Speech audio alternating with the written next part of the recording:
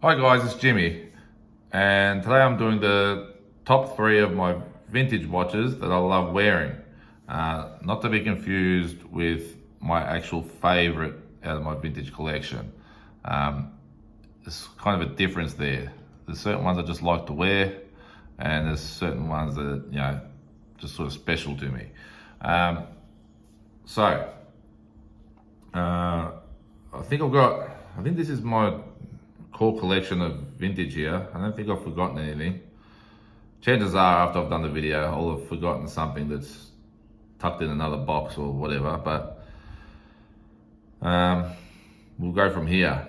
I know my favorite three for wearing are definitely here. So I'll go from my third choice and then we'll go to my first choice. So my third choice out of here to wear would be my 1966 1675 GMT Master. So yeah, I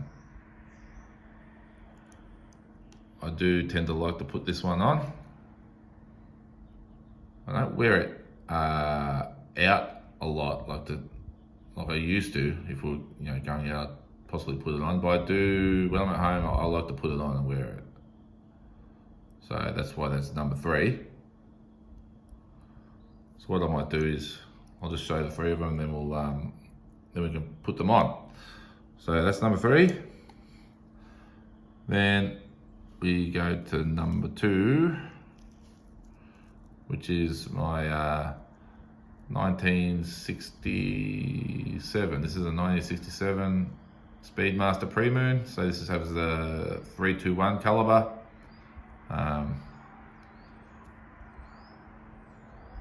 Always enjoy wearing this. It's a really honest piece. It's been around the block.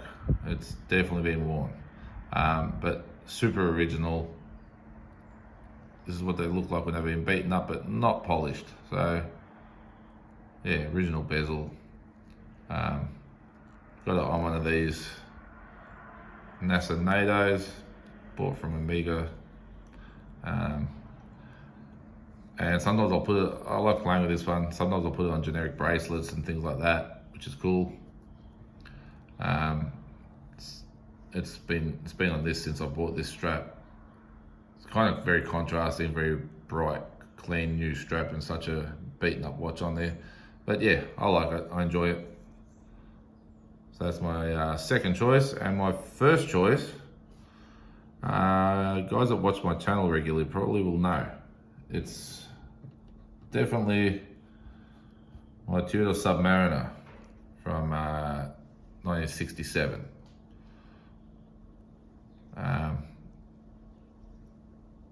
Another one that doesn't have the original bracelet. So I've got this, the old stock vintage bracelet on there. Kind of matches pretty well.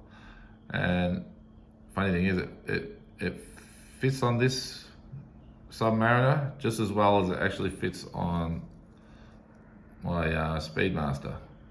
I've had this bracelet on both. So yeah, only thing is on this, I couldn't use the fat bars, spring bars. I had to put some generic skinny ones because it won't fit through the bracelet. So I just have to be careful not to have the bracelet fall off. It's pretty secure on there.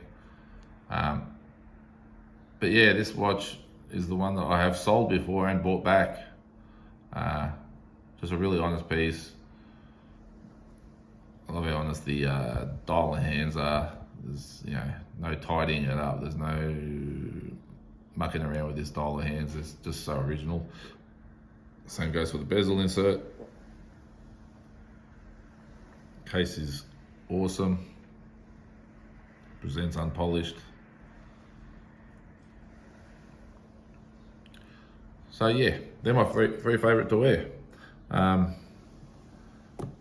as for my favorite vintage piece, now for me, vintage is 30 years plus. So anything younger than 30, I sort of haven't got in this collection right here. But it's kind of a hard question to ask what my favorite overall piece is.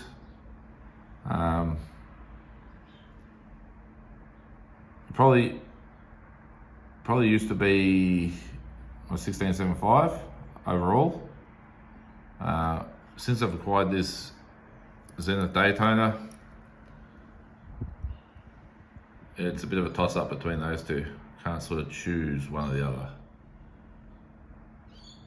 So I guess this looks more like a modern watch, so maybe I should remove that from the conversation and yeah, stick with my my vintage GMT. Alright, so what I'll do is I'll just put them on the wrist. It's funny because I think my Grail for vintage was when I acquired my Daytona, so my 6265. This is just one of those double whammy type ones, or it's like a trifecta. It's it's a vintage Daytona to begin with. It's actually my birth year, and this one comes with a 95% full set. It's only missing the swing tags. It is the ultimate when when it comes to vintage watches. Between the three things you'll want. And I don't know why it's so important to have a birth year one. It's not, I guess, but it sort of fell in my lap. It was so cool. Okay, let's get this GMT on. Yeah, it's funny how people are with birth year things. You can't remember that year, and apparently it's important to have something from that year. So there's my GMT. Bracelet needs a little bit of work there. One of the springs is let go. So there's that. Gorgeous dial on this thing. The gloss dial is amazing. Last of the gloss dials too in that year. That's a 66. Where was I?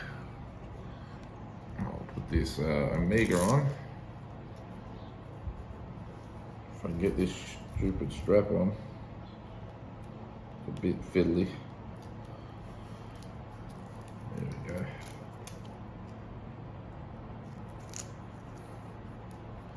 Tell you what, I can't remember how much the strap costs. It's $300 or somewhere around there. And I'll tell you what, it doesn't feel like $300, but pretty cool to have that NASA on there. Seeing as the pre-moons were the ones used on the missions, on the space missions.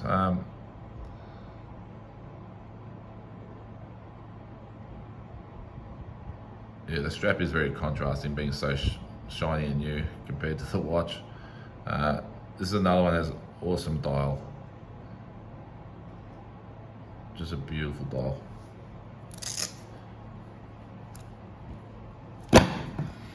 Oh, sorry guys, I knocked the damn camera over.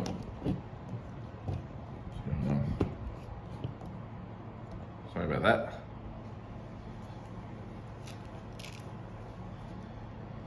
And then we've got my 67 Tudor Submariner. It's funny because I've always collected Rolex Submariners, but this has always been my favourite. I just wish I had an original bracelet for it. So what I can do, because this is a 67 as well, so 5513 from 67. So that's your Rolex version, Tudor version. So I could, this is a 67 bracelet, it's a stretch bracelet, really nice condition. I could, to enjoy it, just pop this off and rotate it between the two watches. The only reason I don't is because I should just enjoy it, because this one belongs to this watch for all those years, so I don't want to sort of remove it from there. But yeah, that's one option I could do. Pretty cool, this bracelet too, because in Australia we don't get a lot of these USA made bracelets. This is one of those CI bracelets from made in the States. The way you can tell is they got the more evenly sized links, whereas the European bracelet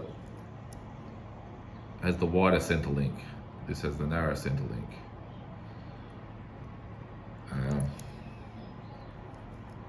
And I'd say that even if you look at the actual rivets on the American made one compared to the European bracelet, I'd say the European bracelet is slightly better quality. These are a bit more, you can feel the rivets, they're more scratchy. But yeah, that's my top 3 to wear out of my vintage. I thought I'd do this video seeing as I did one for my modern stuff. And yeah guys, till next time, take care.